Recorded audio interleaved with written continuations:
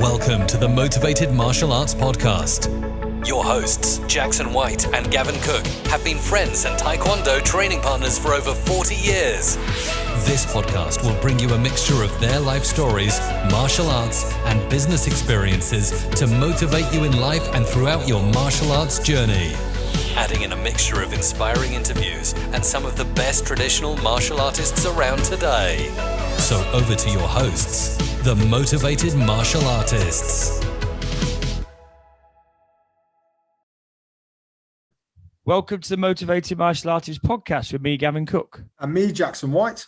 And today we've got Kim Stones on the show. So Kim Stones is a martial artist, come entrepreneur, property developer, and all the stuff that goes with it. So we're super excited to get Kim on the show today. So thank you. Thanks for coming on, Kim. You're welcome. It's been a pleasure. Okay, excellent. So Jackson, do you want to fire off? Yeah, sure. Hey, really good catching up with you, Kim. It's been many, many moons. And I'm sure, and I haven't told you this, although we've been talking prior to the call, I can single you out as one of the most prominent moments in my life, you as an individual. And not for anything that you did, just for one thing that you said to me. And you probably don't even remember it. You probably said so many good things to so many people. But I remember as I must have been 15, maybe 16. You came and picked me up from my house once to do a competition. And we were chatting in your car, and I think you had a Mercedes, black Mercedes or Audi maybe. Yeah, many moons ago. Yeah. And you were saying, oh, what are you going to do when you leave school? I said, I want to be a martial artist. I want to get into the squad. And you said to me, we've noticed actually you've really come on with your sparring. Keep going. Yeah, you'll definitely get there. And that was a one single motivating factor for me. You probably never even knew that. That was what? That's brilliant. I didn't realize. 25, 30 years ago? 30 years ago. That's amazing. I'm going to kick off with the first question. So just for all our listeners, give us a bit of a background about yourself, where you grew up, your schooling, home life, and eventually how you got into martial arts. I was born in Denmark. That's where the Kim came from. My mum thought it was a really good idea that I was called Kim. I came back to the council estate that we lived on, in England, because both my parents are English. And my dad had a good job, actually. We were a steeplejack for we were boss, basically, of a lot of men building a lot of kind of iconic kind of buildings, actually, and things like Humber Bridge and bridges all over the world and so on. So we came back. So I was born in Denmark, so working out there. Came back.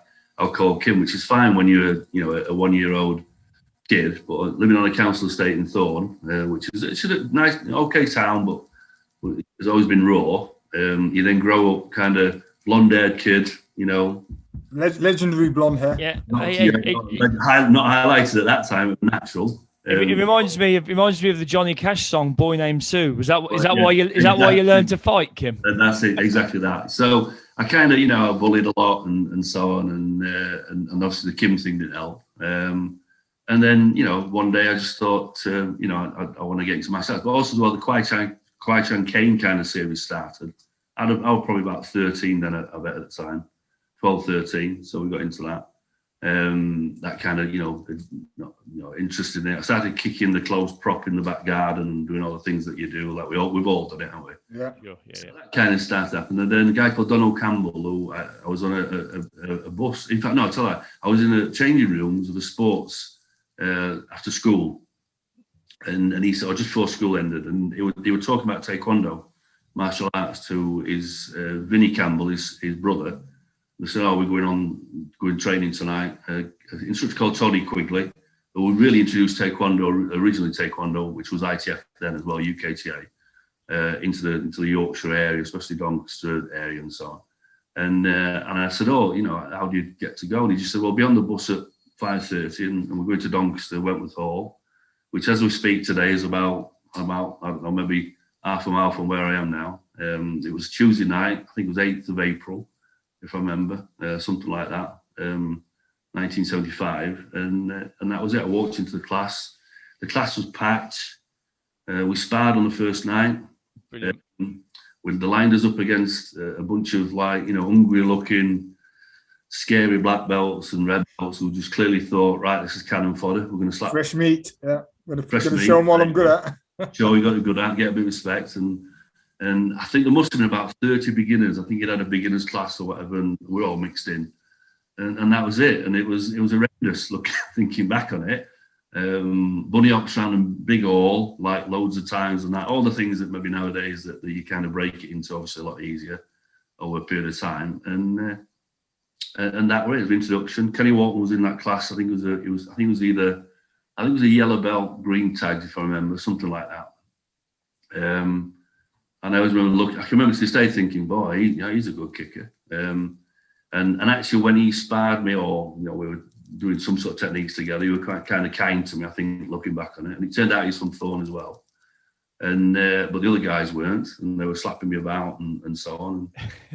It was a Tuesday night, just trained once a week, and then got the bug like we all do, and it kind of progressed. I then went went first belt and so on and so on. And just on that first belt, can you remember your first grading? I can. Talk us through that. I can. I think I remember. I think because everybody had been saying, "Oh, you're really good at this. You're really good at this and that." And then when I got out there in front of Ricky, I think it was a place called Scarborough Barracks in Doncaster, and it was yellow tag, and that was it. It was scary, and I think everybody kept saying, "Oh, you're going to get an A pass, and you're going to double grade." And she had double grades in them days. Yeah. And I didn't. I remember being gutted that I didn't get a double grade, and I always remember it. And but then I just straight away, I just thought, well, that was the trigger for me in a way. Looking back, and it was like, right, okay, I'm going to knuckle down. And then as a yellow belt, we were travelling around, and I'd got to know Kenny. We were training together in back gardens and garages, and like you do. And we ended up training in. I think we trained 6 days a week. I think in a club. Tony had a club all over the place, and I think it was probably between 5 and 6 days a week in different areas of Doncaster, and that was it. We kind of just totally obsessed with it, and punching. In those days, you used to have an horse, the breaking horse, and back gardens, and some bright spark had said, well, what you've got to do is you've got to break your knuckles to then get really good at punching things. Which I think if you Google it, I think is what you don't do. What it means, you can't hold anything now in your older age. That's what it means. Buggered, yeah. I'm just buggered, so arthritis. So, and we ended up in back of, I always remember it was Vinnie Campbell's back garden, because Vinnie started training when I trained.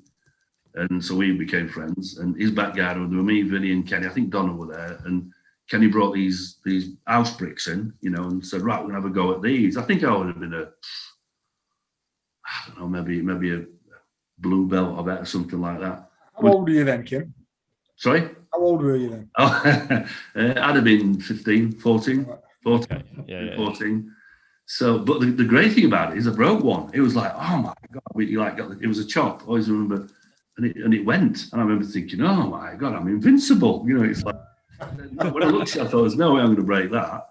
Then also as well, what we used to do is get ice buckets. I mean, this is not going to go down well with the martial arts nowadays now. But we used to get ice buckets, and we used to sellotape 4 or 5 inch of wood so it wouldn't break into the horse, and sellotape it around, put it in the horse, and then put our hands in the ice bucket.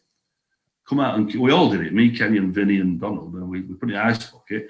Pulled it out and whacked the board as hard as you can, and then put it back in the ice bucket. Ooh, nice. Whacked it again, and obviously we had access to Ricky Howe. Who used to be, in the end there was obviously a split from UKTA, but Ricky Howe was a great martial artist, and I once saw him punching a lamppost outside. He took us out to a restaurant meal in Glasgow once, and years later, just before CHB were formed actually, and we did this demonstration and we came out later, and I could see Master Ree on this lamp, just punching this lamppost, and the lamp just ready to fall over. One of the old as well. I'm thinking, oh my God, the legend's true, So it was, some great memories from that point of view. But then, when I did the punch and did mine, that my knuckle came straight up and that, and it never healed after that. It never did heal. I was like, it just didn't work. So, there's crazy times. I remember Gavin and I as kids, 15-year-olds, with nunchuckers having to practice with each other until one of us gets a whack in the face, and it's not fun anymore. Yeah. Or throwing stars. I know. Trying to dodge them. There was a shop in Coventry. You could just go, and there's like a martial arts shop back it's still there. Is it still there? Still there, yeah. On Swan Street. Oh, okay. And you could just. I've been to that. The Swan Street. And you could just go and purchase like martial art. I've still got 2 throwing stars somewhere in my house, and I bought one of those ninja blowpipes you could get with the big like sharp darts on, and I used to hang around outside my brother's bedroom, wait for him to come out and just like, you know what I mean? Kill a few mates. Yeah, exactly. And go to the. You can't imagine it now, could you? You just couldn't you get locked up for those sorts of stories. Yeah, I used to go to the golf course. I used to go to the golf course with like throwing stars in my pocket. Yeah. Start throwing them at trees and stuff. I went to Manchester and bought this like looking back on it, like a samurai sword, big thick thing. And I walked down the street with that. You know, the train went on the train coming back to Doncaster. It's crazy, you know. But you did that these days. You'd be locked up with the counter-terrorism section, wouldn't you? Oh yeah, you'd have serving 20 years now. Yeah. The thing is, that's all we had though. We didn't have mobile phones. You didn't have the internet. You didn't have anything like that. You just used to get, as a kid, you used to get bored, didn't you? Yeah. And that was it. So you used to use entertain yourself. Yeah. Yeah, but you used to use that time, that boredom time, to improve whatever you wanted to improve on. It was your physically. You weren't obviously with the internet and Facebook and all the things that are out there now that attract kids. This is where martial arts is absolutely can serve a. I know at the moment it's so challenging. And I mean, heart bleeds for the martial arts industry. Look, as an outsider looking in, I do feel for it. But at the same time as well, once it does come back and it's out there, then the quality of and the enthusiasm of a school is getting that school offering so much, and character education is absolutely a key to martial arts. It's not kicking and punching. It's more about the physical discipline and the character education side of it. And in doing that, I think that'll be off the back of them all everybody being locked down for the last lockdown. The need to have fitness in your life now. Yeah, they'll go absolutely mad, you know. But and that's the time you put your tuition fees up as well, by the way, professionally. Forgive me, I can't help that bit side of it. So talk us about your first competition then. So when did you realise you had a bug for sparring? Right, first competition, I was a red belt, if I remember. Kenny would fight his mother for a trophy, and he's always been like that, in respect to that as well. But Kenny we were doing this tournament. I think Kenny was I was a red belt. He might have been just before his black belt, maybe a black tag, something like that. And he were competitive from get-go. So he dragged us along to this tournament. I can't remember where it was. I think it was somewhere up north, and that was 4 or 5 us went. And I got this absolute monster of a kid. I mean, the guy was just like trying to do it with point sparring, but he was sparring like he was going to knock somebody out, you know. No pads or anything like that. Yeah. And I was probably 15, I'd say 15 and a bit. And I ran away from this kid. I mean, I just thought, I'm not having any of this. And it hurts, you know. It's like, although in class, I could spar all day long. So the mentality I didn't have, you know. And I loved the sparring in class, and I matched up most people. And, you'd be a great competitor, go and that. And I remember running off. I just thought, well, I'm not having any of this. It's very different, though, isn't it? And that was very, very different. That it was psychologically. Yeah, it was psychological. It was the impact, the overwhelmed feeling that, which again, you know, I think experience-wise, you know, Aaron did all right, but ultimately, you know, you can show, you know, as an example to everybody else, and that is don't give up. You know, don't give up if deep down you have got that thing. And I obviously had the competitiveness, but the confidence wasn't there. And I ran off on that. I can't remember. I think it was first round or something. I got beat, and then we got to black belt, and I went to. It was still points and very little. I think we had little hand pads, and there was a British Championships, and I think I got maybe second, third round on that one, and I went to the World Championships, and I got into the final, but then I got cocky in the final because the kid I was fighting, I thought I'm going to beat this. I used to in the class just all day long, and he beat me, and that was another lesson of, you know, don't get over cocky with where you think you're at that moment in time. But I was 16, I think I was 16-year-old. He was a competitor, and but that was I think one of the first times that really I just thought, you know what, you know, I'm up for this. But really the turning point, I think, in a lot of ways, was when they suddenly announced the World Championships in Oklahoma, which was 78. They did some tournaments in Newton Aycliffe elimination to pick. I think they picked 6, a 6-man team out of a lot that entered it. And I'd have been 16 then when we did the elimination. Kenny obviously did it as well, and we were black belts then. And what weight were you fighting at then, Kim? I was tall, so in the weight divisions really until later on were either 2 weights or 3 weights, which was a shame in a lot of ways because I was big bone, so I ended up fighting the heavyweight division. Yeah, I was fighting really big people that kick like donkeys, like Tony Sewell. I mean, bloody hell, he was a. Yeah, you didn't want to be matched against Tony, did you? Oh, he just, he was a great man, great competitor, but he was a lot bigger. So I got kind of caught where, and I always, in a way, if I'm being honest about it, I always look back and I think, you know what, if there'd have been the weights that the THB formed in the internationals later, like 5 or 6 weights. So I was fighting, when I won the world title, it was about 30, I was about 13.8. But like if you go back to the world championships in Oklahoma, I think they had 3 weights. Mm-hmm. So I'd have slotted really well, I think, looking back at it, into a light heavyweight cruiserweight level, which is what happened at 13.8 when I won the world title.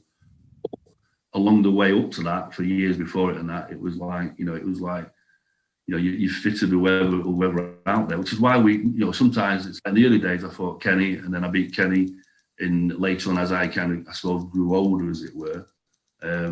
But it was, in a way, it was unfortunate on Kenny because Kenny was a middleweight. He was a natural middleweight. Yeah. Then went up to fighting my division. And I can't remember what tournament. I think it was an English Open or something like that. And I beat him in that one, which was nice, I must admit, because Kenny was he'd fight, like I say, fight anybody for a trophy, and he'd had a lot of success up to that point in doing a lot of tournaments. Yeah. But it was a scout from that point of view. But at the same time as well, he was fighting out of his weight, but natural weight, usually out of his weight, So, but it was always better when the weight started to get more 5-weight division, 6-weight division. From a talking self. I remember as a junior going to a lot of the UKTI competitions at the age of probably 8, 9, 10, and all they used to do line up 20 kids in height order. Yeah. And I was at a disadvantage because I had a big afro. Yeah, I always used to get put in the heavyweight division. I'm thinking, hang on, I'm not that tall. No one ever bothered flattening my afro down, which was a good foot. I used to get kicked around horrifically by young adults. Yeah, great experience. You appreciated the time, did you? Oh, no. I always remember I told Gavin once when my dad I've got a video of my old VHS. He actually came onto the square and dragged me off and gave the referee a bollocking because basically this guy, he must have been, I was probably about 10. Yeah, with the afro. Massive afro. And he was 15, but obviously looked about 30, beard. And every time he kicked me, he just kicked me out the square. So I just ended up bouncing from one referee's chair to the next. After about a minute of that, he said, this is dangerous. He's going to get hurt, and drag me off. No, you can do it. I mean, probably the one that stands out in my mind as being, I can't remember, it was a British or a English, it might have been actually. And I got Mark Ogborn. It was 3 weights. And I got Mark Ogborn in the final. Oh right, yeah. 6'9", big, and it was such a close. I think it went to 2 extensions. It was a rough fight, and I figured halfway through that the only way I'm going to win this is I've got to hurt him. And I love Mark. Me and Mark get on like great time. Still talk today and that. But I had to hurt him. I just thought I've got to hurt him. And by then they brought Ed guards in. Yeah. And Mick Dew was actually fighting, which was from Mark's area, was refereeing it. And Mick, I pushed Mark out at one point, and he stepped back. And as he stepped back, I thought, and he put his hands up, started to put his hands up, but he stepped slightly out of the area. Dewey was on his way in to stop it, as it were. And I thought, that's it. Time to have a quick cheat one. Yeah. Oh, right hook, whacked him, and his head guard flew off. And Mark just stood as if to say, I'm just going to fall over, because I'd caught him really well. But he wore out the area. And then they pulled me back in, and out off the back of that, I just looked in Mark's eyes and thought, you've gone. And then the last 30 seconds were just pointing it and away. And afterwards he came up to me, he's going, beep, like, look, Mark, this is the only way I could have, sorry, mate. Sometimes you've got to do what you've got to do, haven't you, to win? It was big, it was big. It's getting closer, it's like moving. In fact, actually, internationally, Mark Ogbar won the world title. We're getting towards the end of my kind of, fighting competitive career. And I got to fight Mark, I think with the A or B team. I think you were probably A team, I was probably B team by that time. I went to fight Mark and that, and he just knocked, and I dropped a load of weight. I'd gone down to 13.8, and he knocked me about like you just said there, it's like a fly, you know. Because when I went out against, I just thought, oh, I'll just do what I did 3 or 4 years before. 4 years ago, yeah. Oh, forget that. He just literally, knocks me all over the place. I just couldn't do anything. That's the challenge, though, isn't it? You always got to be mindful of fun, I suppose. You've always got to be mindful of these waveforms of fighters, because when you're on your way up, there's always people on the way down, or there's someone following you. And once you get over that curve, then you throw a little bit of weight in it. You know, I'll drop down to the next division. They're getting better because they want to beat you, and you're always going to. Every great fighter always loses in the end. Is the bottom line. Yeah, it has its time. It had its time. I was very lucky, looking back on it, and I had a good run. And I'm grateful for that. Even to this day, it's always in your DNA. I can talk martial arts shop all day long, as it will even today. So talk us through some of your best trips abroad. I know they're always quite interesting when you go. Best parties, you mean, or the best tournaments? No, the competition the side. Best parties or the best tournaments. We've got an X-rated version. Jackson just wants to know about the parties. That's all he cares about. That's why he always asks that question. He wants to. Well, Master might say, "Oh no, we didn't." I think. I mean, we often we'd go to Germany. We did a points tournament in Germany. Then we were running a bet between me, Russell Lawrence, I think Kenny, a couple of us, like, who's going to get we're going to knock by the round or something like that. If you could get more than 20, 30 points on a guy, and I got this big German guy. When he was warming up, was just phenomenal. He kept warming up for about an hour and a half, and I kept thinking, you just waste. Oh, God. Yeah. Keep going, And he was showing off in front of all the Germans. It was an international event, and I think we went in a minibus. I think something I can't remember now, but anyway, his legs were up, and I'm thinking, oh, he's a bit tasty and that. But I've never seen such a talented-looking guy, and he was a German international, just not do anything like he could. Yeah. So Roger had been out before me, and I think I can't remember, but he'd got something like, it was points, but I think he'd got something like, I don't know, maybe 35 points or something like that. And as he came in, I just said, I'm going to beat that.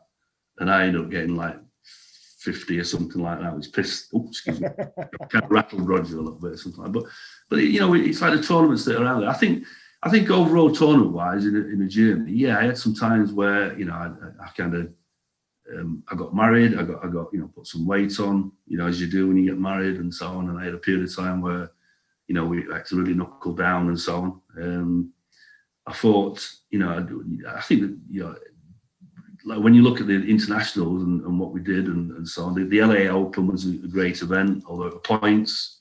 It was hard points as well, which was like, the Wackerman, if you fell over, it didn't matter.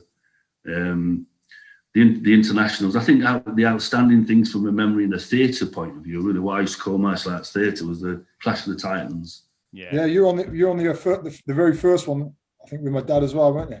Yeah, I mean, it was a great team. Your dad and all the lads that were involved in it and so on. But it was theatre. I mean, Kenny got bit by Peter Para. Yeah. Oggy got headbutted.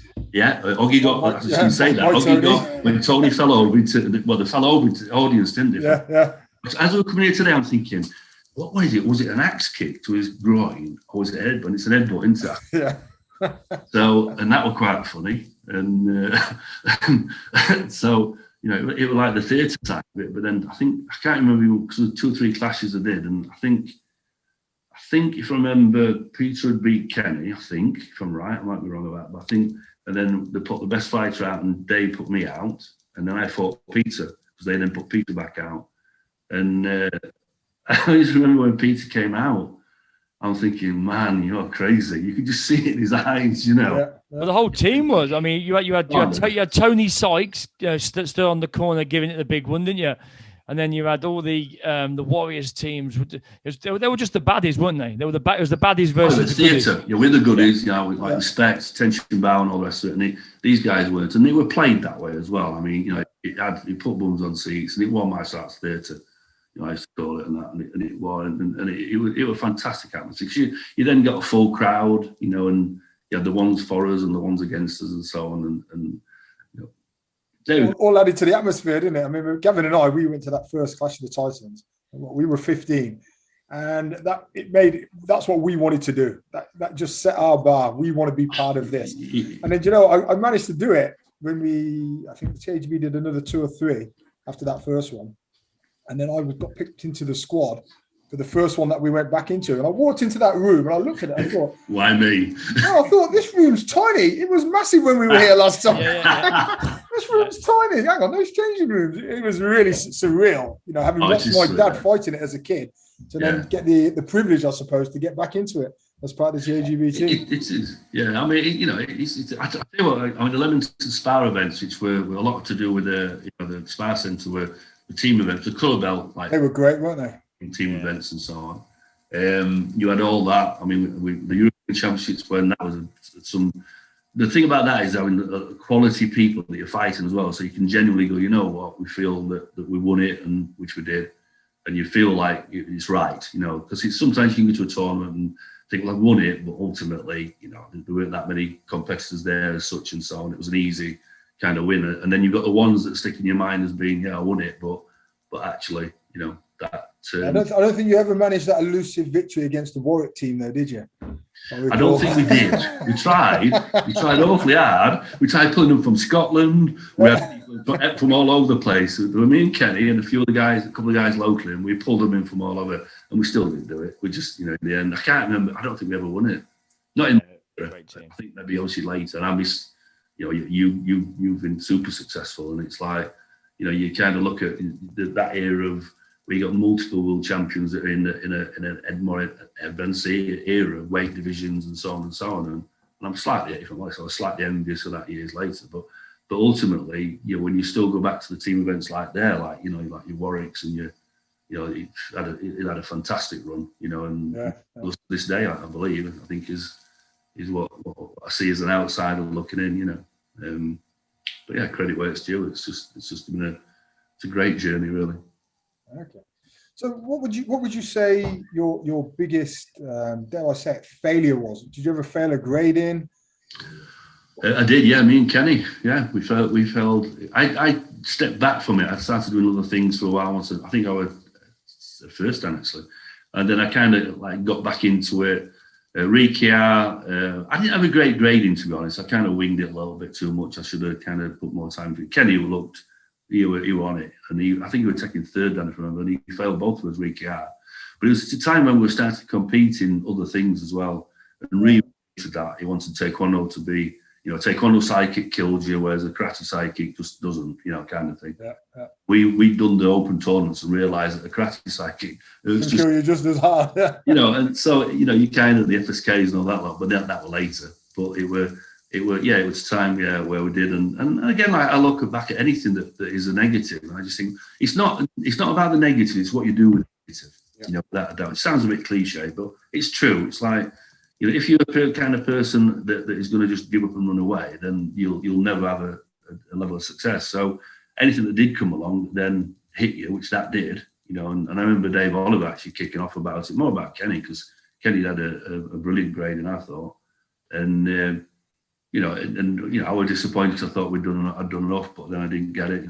He failed us. But I think they were failing us for not the right reasons. If I was looking back at it, and that's it. So that was it. I think if somebody said to me now, and it's difficult in a way, because I look at the victories I've had. I dropped to middleweight just back up from that. Basically, what happened was, Tony Sewell was always the big guy to beat, unbeaten and just phenomenal kicker. If he kicks you a side kick, you stay kick. I remember him planting me across the floor in Hinckley. He was only tapping me. Jumping reverse turning kick. That jumping reverse turning kick used to be deadly, didn't it? It did, And it for me, and this was actually, I was stocky. I'd put some weight on, some beef on, and it would build up to it. I think it was an English Championships. And if somebody said to me, well, what was your greatest victory? I'd say, the World Championships when I won that, because that was the icing on the cake of a longish. What year was that, Kim? 91, that one. 1990. Yeah, the Granby Halls one. Yeah, Granby Halls. Oh, did you win that? Did you? Yeah. I fought in that against I got Paul Dombier. You didn't actually fight, Gavin. So Jesus! I drew Paul Dombier in the first round. And this was after months going squad training. And I remember everyone got together. I remember Dave Oliver pulled everyone together at squad training, and he got like the new brochure that he just got. There was like a nice glossy brochure, and it opened up, and the middle of it was a guy called Paul Dombier, King of the Welterweight, they used to call him. Yeah. I remember reading all about. He was like the centerfold. I remember thinking, "Oh, this guy's awesome." And I remember getting to the Granby Halls. I used to walk around and have a quick look over the officiator's shoulder. Yeah, shoulder, just to see who you drew against. And also was G. Cook, P. Dombier. And that was it. And you know how you said you wanted to run? You picked a good one there. That was exactly how I felt. An animal fighter, yeah. I mean, it's like I think it's an odd question because you have certain favourites, you have certain things. I mean, just memorable wise, is probably Tony Sewell's loss to Tony Sewell. Although Tony beat me in the final of the World Championships in 1981 when we went to Argentina. When the team we won the team event. Yeah. Fantastic. But again, that was a 3-weight division. It's like, I think I was probably 12 and a half, about something like that, stone maybe at the time, something like that. So, I struggled. Kenny got injured, which was sad because Kenny had won that day. He'd have definitely won it, I think, as middleweight.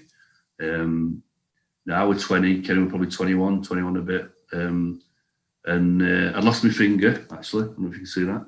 What? I lost my finger. Yeah, it was not in the tournament. It was in a factory. I used to work in a factory, just labouring at the time and trying to decide what life I was going to lead, professionally and so on. And I got trapped in a machine and got lobbed off. So that was 5 weeks before the tournament. So, I couldn't really spar properly. We could do fitness training and things like that. So I was feeling a bit kind of sulking a little bit. So piano was out then? That's it, guitar and piano. You can never do a flute. Bum note every time.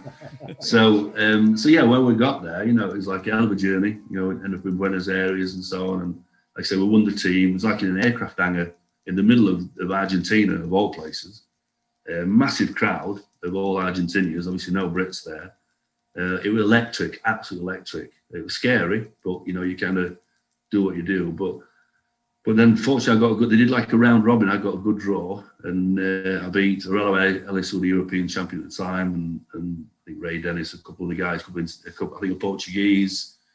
I knocked out an Argentinian, if I remember. That didn't go down well. So it might have been a Paraguayan, actually, and they let me through anyway, which was good. So then I got Tony in the final and that, and I fought him, but I must admit, looking back at it at that age, I was probably a bit more in awe of him, and so as years go by, you kind of carry on, and we had the internationals and the European tournaments and things like that,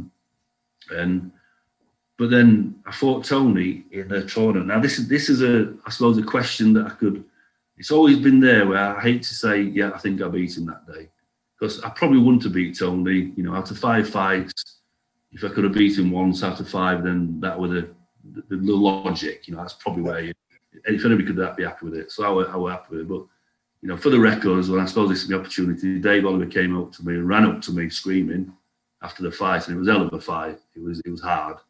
And Dave said, you won that, and I remember going out to the actual final with Tony, and I remember looking at the 4 corner judges, and because we didn't want to be biased, you'd have, say, Kenny or Ron Sergio or people that they're not biased. It's just the fact that they will vote as it is. Just in the fact that if Dave said that were crap, it was crap. If Dave said that were good, that were good. That were brilliant, and so on. The same with the referees. But I always remember they felt, because they knew obviously me and Tony well, they wanted to not do it. So as I walked out, they pulled off and that. And there were 4 kind of guys, youngish guys. I remember looking and thinking, oh, every time Tony kicks and sticks that leg up, we're going to get 2. Yeah, you're going to hear the clickers going click, click, click, even if he touches your gloves. It'd be very easy for me to say that now, isn't it? And I get that. But I would say, we'll just refer back to other people that saw it. And that's the one, and I lost it.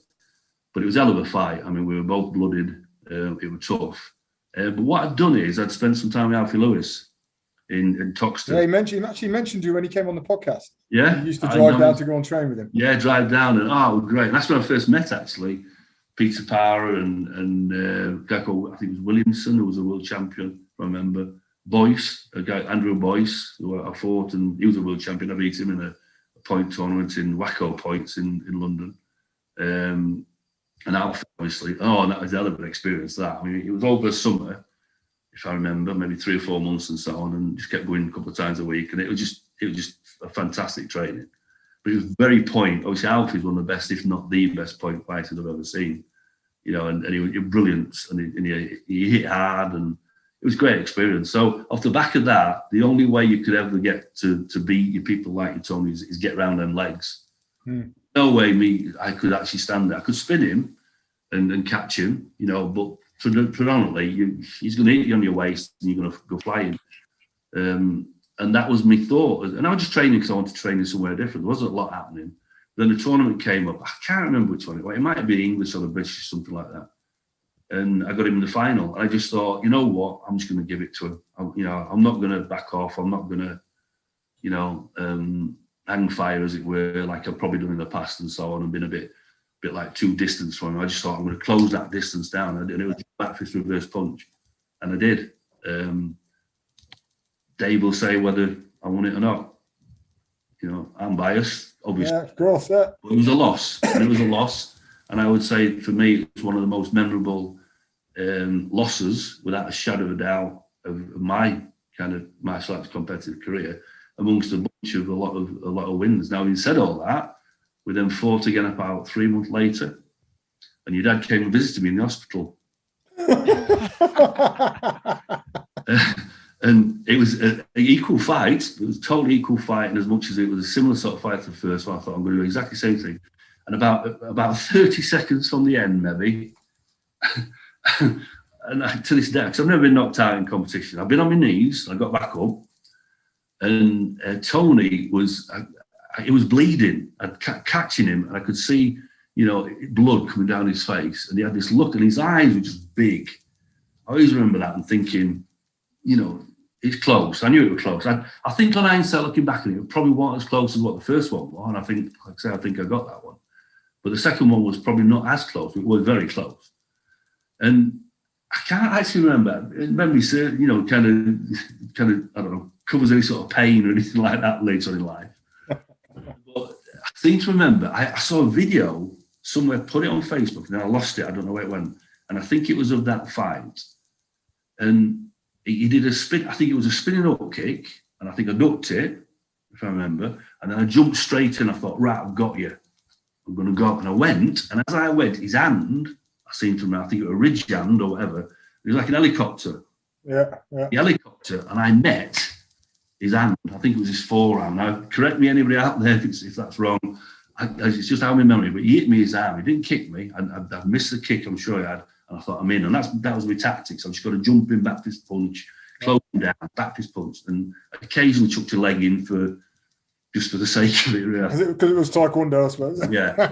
So, and that was it, you know. But then he caught me right in the face, basically just smack in the face. And he hit the deck. My memory says that I went down onto my knees. I might be wrong about that.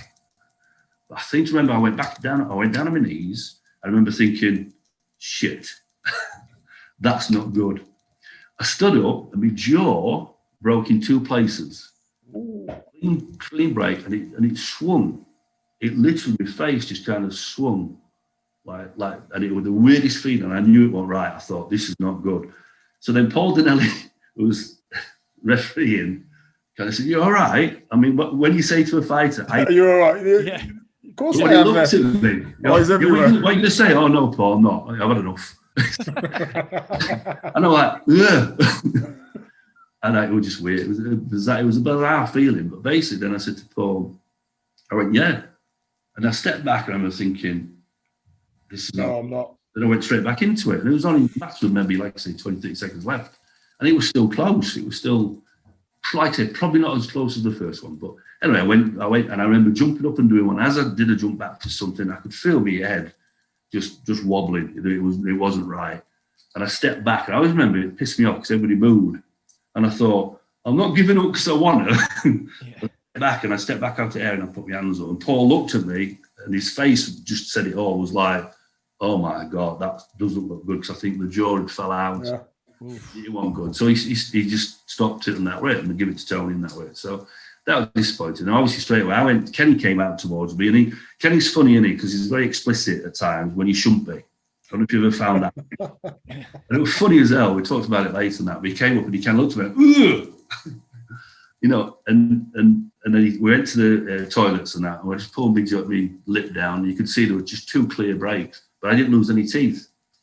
So they took me to hospital, wired it up that night, straight away that afternoon, they wired me up, and your dad was turned up, I think it was the next day, just thought I'd come and see you. And I just thought like, oh, Jackson, I don't know, you know, the gesture was fantastic. What did he say? Hurry up and get that jaw fixed. I don't want you down in welterweight. Yeah. Well, actually, ironically, in a way, I look and think, you know, if you look at your journey, as it were, yeah, I wasn't happy, you know, at all. But at the same time as well, I was in there for maybe 2-3 days. I had it on for 5.5 weeks, and I lost nearly 4 stone. Yeah. We had tomato soup and vitamins. That were it for 5.5 weeks, which is a steak lover. Yeah. Thing in the world to do. In fact, at one point, I punched the fridge. It really gets you when you're a good eater. But basically, what happened was it did me a huge favour in a lot of ways, because, you know, and I'm grateful for that, as daft as that sounds, because it meant I went down to a weight where I didn't look well. I was just so thin. I went down to 12 stone 11. Yeah, what's that, middleweight? Which were middleweight. Yeah. Middleweight limit at that time. I don't know if this is now, but middleweight limit. Well, under 76 kilos still. Yeah. And I went to, I did a team tournament, which I didn't feel too good at, you know, and I think I was at Warwick, at maybe Leamington or something like that. The first tournament back after having a bust, and I was very conscious of it. So then I needed another maybe a couple of months before, I think it were British Championships. And I got good old Steve, the rest of his soul. I remember that. You hook kicked him, didn't you? We just knocked him. Well, you didn't knock him out. You knocked him senseless. I remember. I had to. Yeah. Oh, I know. But Dave, I'm sure, will publish yet again the famous kick, the picture, because he put it in Fighters magazine. I won it, and it was a hell of a fight. That, I mean, it was a great fight. I loved it. But I remember. Wasn't Sharon Davis there? Yeah, Neil. Right. Oh God, we had him on the show. Yeah, I remember that. Yeah. It was just the judo chap, Neil. Yeah, it was just a good, you know, a good one to win, and you know, and I won the middleweight division, and I got Steve, and like Steve would just, you know, but he caught me with it, and I remember to this day seeing it off his back leg, thinking that's an axe kick. So it was real supple, Steve, and it was an axe kick, and I don't know why. I remember kind of bouncing around a little bit and seeing it go up. I looked up at it, and to this day I remember thinking, that's an axe kick, that. The truth was an axe kick, and it smacked me. Slow motion.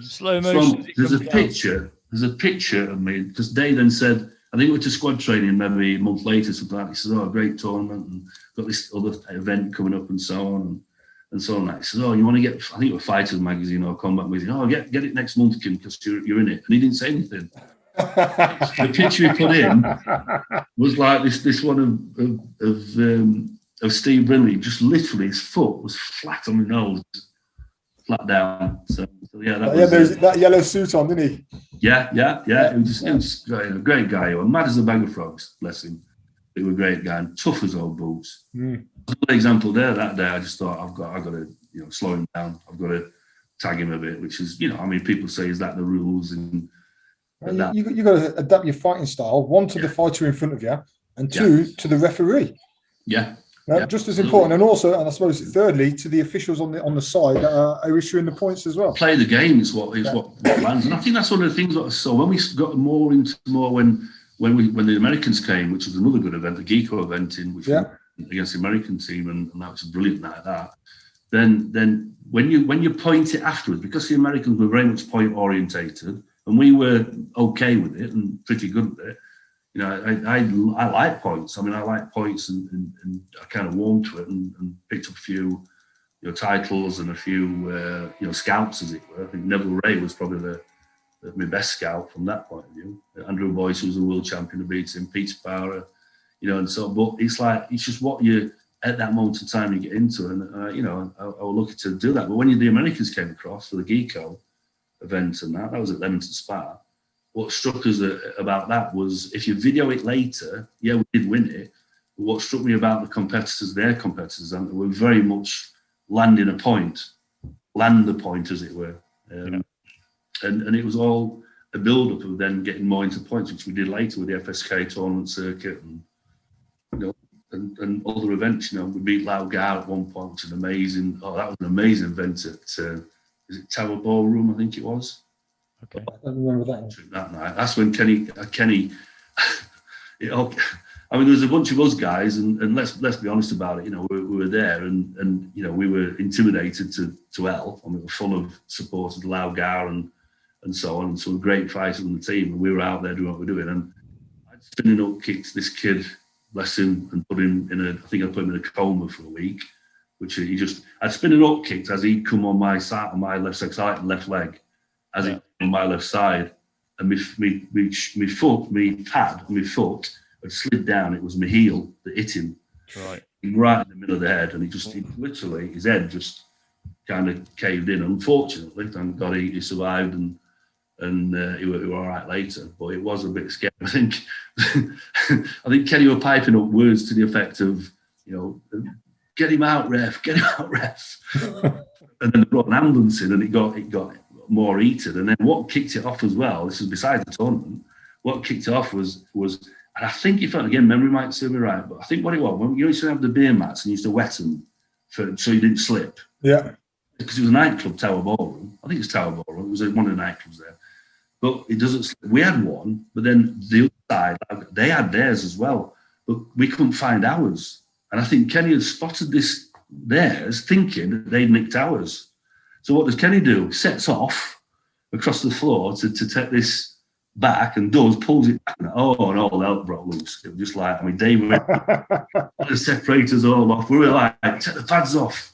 Here we go, you know. And then after that, you had to then compete. It was just amazing. It takes up the temperature a little bit higher, doesn't it? Oh, it was just amazing looking back at it. And we were all friends afterwards, but it was just so funny how it kind of happened, you know. But yeah, some great memories. So through your awesome, and I've got to say, it is an awesome martial arts career. What would you say was your main motivation? What really motivated you to be a top class fighter? I think if I'm honest, if Kenny had not been involved in it, I probably wouldn't have achieved a lot of what I achieved. I think me and Kenny, because we knew each other early days, we trained every day. You know, we ran, we circuited, we just treated it professionally.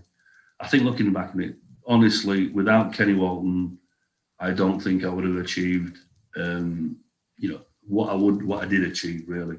I was competitive clearly, because you had to be, and I liked winning. You know, the feeling of winning.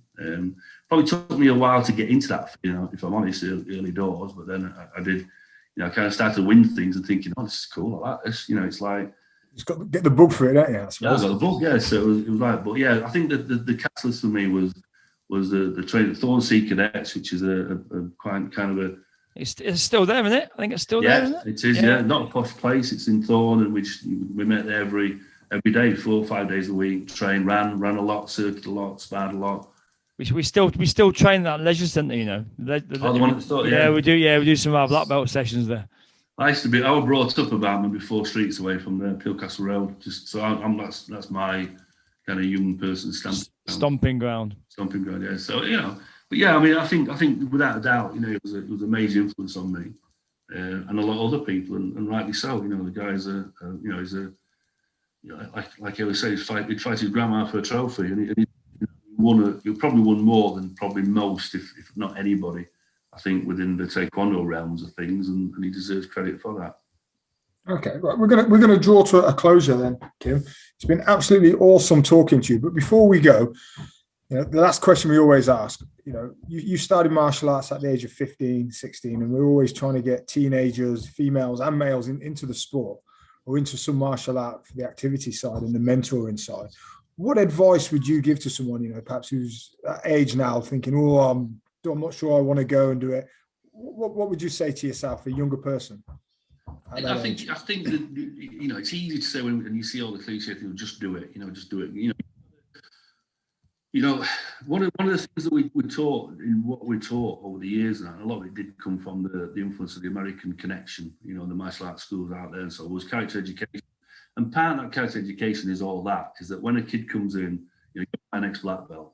you know, the positive kind of confirmation of you're my next black belt. You know, give that person confidence. So what I will say is, if a person out there from a martial arts journey point of view is find a school that kind of you feel comfortable with, you know, and that will usually emanate from the instructor. You know, don't find a school that's ego driven. You know, ego driven, people just want to kick the hell out of each other for the sake of it. Don't get me wrong, there's nothing wrong with that. Yeah, but that's how it used to be, though, wasn't it? That's how the Exactly. old, that's how the old Like school, and we've moved totally on. We've moved on a lot from those days. I remember my instructors I love Tony Quigley, who was my first instructor, and Kenny's Walton's first instructor. A brilliant guy in that. But the kind of comments you get sometimes, I can't even remember it actually was Tony, but the high-ranking people that will comment and say, "Oh, you'll never get black belt," you know, and they were teaching you, you know, and it was like, and that's their ego talking, because they were a black belt, and they didn't want you to get a black belt. Yeah.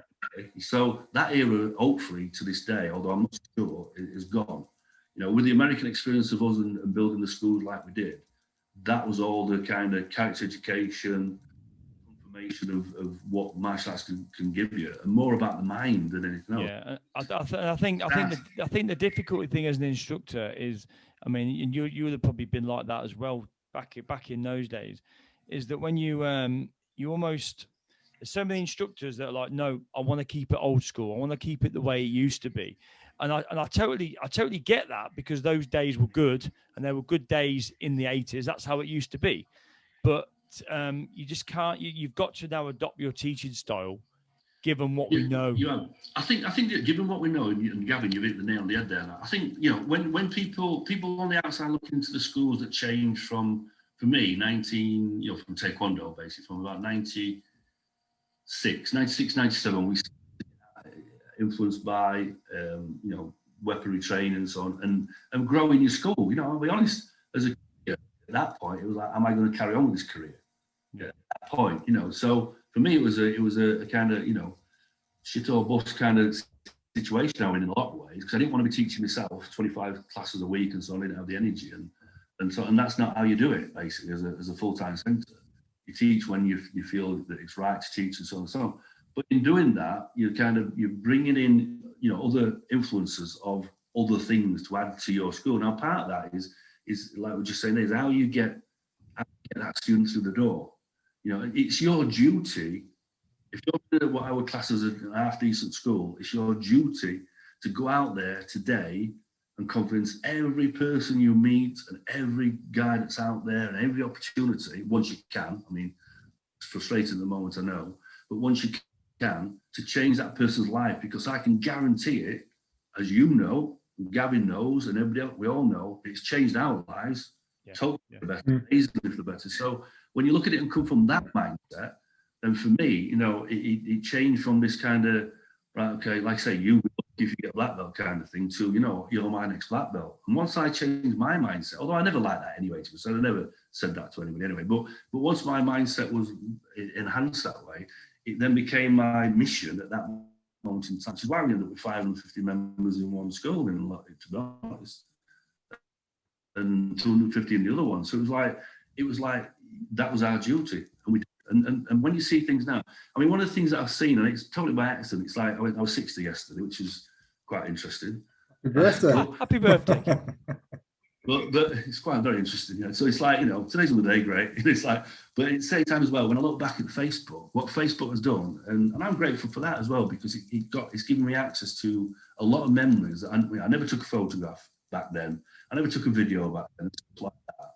But then with Dave posting a lot of the stuff of the history, you know, it's been great. You know, it's been lovely to see it, and also my family to see it as well.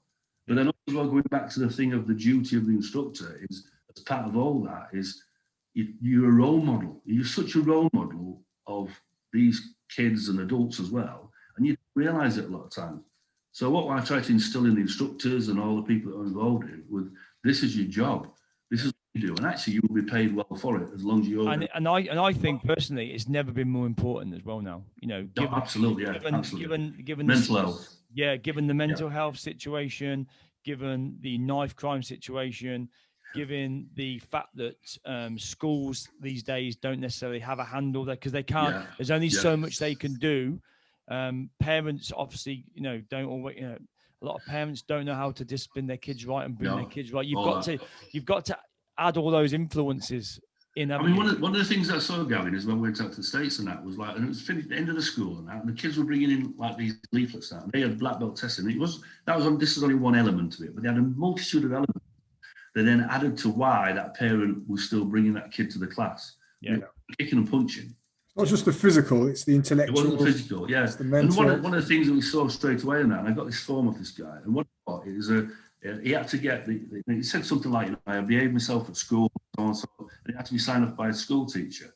And then the parent had to sign it off to say, I've made my bed on a regular basis. This is for the kids section, obviously, on a regular basis. And I got this form and I just thought, as a kicker puncher martial artist, taekwondoist, at that point, so that was 96-ish, it was like, oh my God, look at this. Yeah. And also when we sat down and went through the seminars that we did out there, and we were presented by all these kind of systems that, looking back on it, it was phenomenal. And even to this day, when I see, I can't help now, because I'm just wired that way, is that I see what's happened to, obviously this last year and a half has been not nice at all.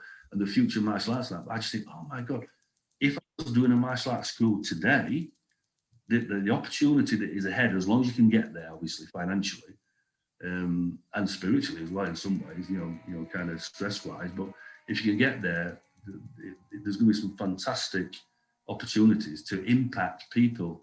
But the way you make money, going back to the business side of that, is only by impacting people positively. Yeah. Other people make it, they're called shysters. They're con men, con people. But as a true martial artist, in presenting that to your classes, it's your duty, but also as well, you're influencing them in such a way that is a positive experience for the future. It's great when they say a kid who trained with you for a year comes up to you and you bump into them and say, oh, I did black belt with your Master Stones, and I'm not, it doesn't make me happy and so on. I just say, no, you was with my class for a year. Yeah. You've got to think now, as I sold my schools in 2005, who became my partner, and that was time for me, because I got the property bug, time for me to move on. But when somebody said that, I used to say, no, you gave me a year of your life where I could impact your life, hopefully positive. And the kids would go, yeah, you did, or the parent would, and so on. And to get that feedback is, I've been in the property market, the property world for 22, 23 years now. Trust me, you don't get a lot of thanks in what you do. I bet, yeah. I've been very lucky. I've been very fortunate. It's not easy. You don't get tenants coming up to you, do you, saying, "Oh, Mr. Stones, Mr. Stones, you let me off that month's rent. You've saved my life." It's a lot. Although we have done that at times. Don't tell anybody. Kim, it's been an absolute pleasure having you on today. Really appreciate you taking the time out to speak to us. It's been a great trip back down memory lane as well for me personally. Yeah. I suppose it's like I said, it's just nice. It is pleasant. I mean, it's nice to be able to kind of do this, and I'm honoured. I'm really honoured that get your stories, out there. Yeah. But yeah, it's but like I say, it's just we're very lucky, and I think that you've got to go from that position. I think and also as well, I'm still, like I say, even though I've not been now involved for many years, it's I still can talk a good fight, as they say, and you had plenty of those, that's for sure. Yeah. My body tells me now as well. I've had one replacement, so I think the other one's on its way now, to be honest. But that's just life, and that's part of the pain. Yeah, definitely. So. Okay, we're going to wrap it up there, Kim. Thanks very much again. Really appreciate it. Thanks, Kim. Take care, Gavin. Take care. Have a good one. Cheers. Bye. Bye. I hope you all enjoyed this week's episode of the Motivated Martial Artist podcast. Don't forget to check out our Facebook page and our Facebook group, the Motivated Martial Artist podcast. And don't forget also the Motivated Martial Artist Instagram page. So head along for some extra content, interviews, and much more. So until next week, it's bye from Jackson and Gavin, the Motivated Martial Artists.